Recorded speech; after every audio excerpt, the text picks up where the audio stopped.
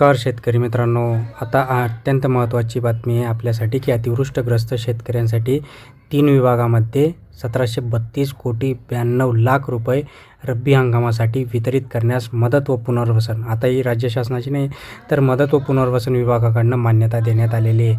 आता एक कोणत्या टप्प्यात, पहिल्या टप्प्यात मदत ही पुणे, नाशिक आणि अमरावती या 3 विभागांसाठी देण्यात येणार आहे. संपूर्ण माहिती आपण जाणणार आहोत. शेवटपर्यंत बघा. नक्कीच तुम्हाला याच्यातनं हे जे 1732 कोटी कसे वाटप होणार, कोणत्या जिल्ह्यात वाटप होणार ते आपल्याला इथे बघणार. 3 विभाग तर त्यांनी दिले आहेत, नाशिक, पुणे आणि अमरावती विभाग. शेवटपर्यंत बघा. चॅनलला अजून सबस्क्राईब केलं नसेल सबस्क्राईब करून ठेवा, लाईक करा, शेअर करा.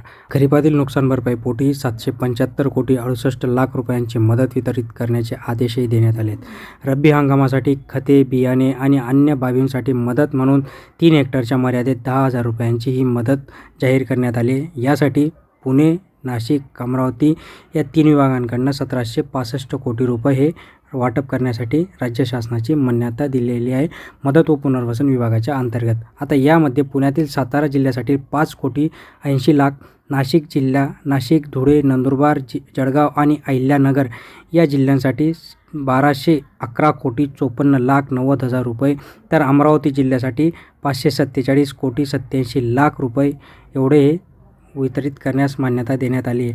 जून ते सप्टेंबर 2025 या कालावधीत अतिवृष्टी व पूर यामुळे बाधित झालेल्या शेती पिकांच्या नुकसानीपोटी नागपूर, अमरावती, छत्रपती संभाजीनगर, पुणे विभागातील जिल्ह्यातील बाधित शेतकऱ्यांना 2 ते 3 हेक्टर मर्यादेत वाढीव 1 हेक्टरसाठी, बघा 2 ते 3, आधी 2 होतं, आता 1 हेक्टर वाढवलं, असं 120 कोटी 33 लाख 87 हजारांची मदत वितरित करण्यास मान्यता देण्यात आलेली आहे.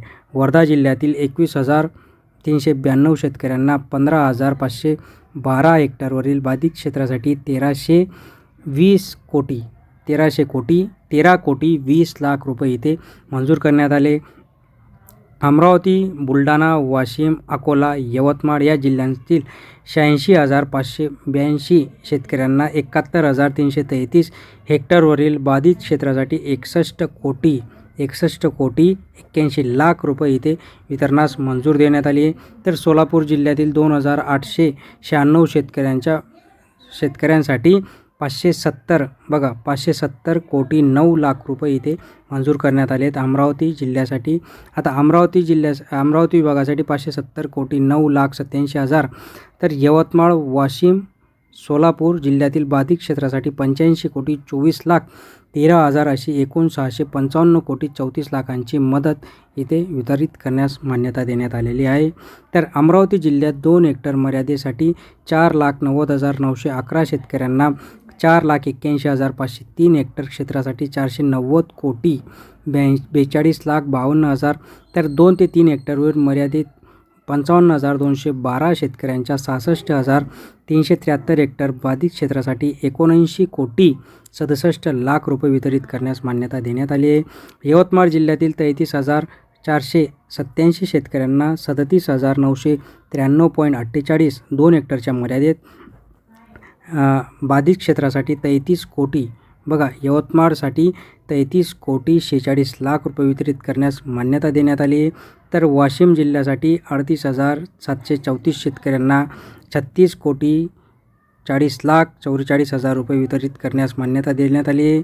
तर सोलापूर जिल्ह्यातील 14,798 शेतकऱ्यांना 14,907 2 हेक्टरच्या मर्यादेसाठी 15 कोटी 69 लाख 23 हजार रुपये वितरित करण्यास मान्यता देण्यात आलेली आहे. मित्रांनो, ही जी काही रक्कम आहे 1732 कोटी, ही 1732 कोटी शेतकऱ्यांच्या खात्यामध्ये आता मदत व पुनर्वसन विभागाअंतर्गत ही वाटप करायला मान्यता देण्यात आली आहे.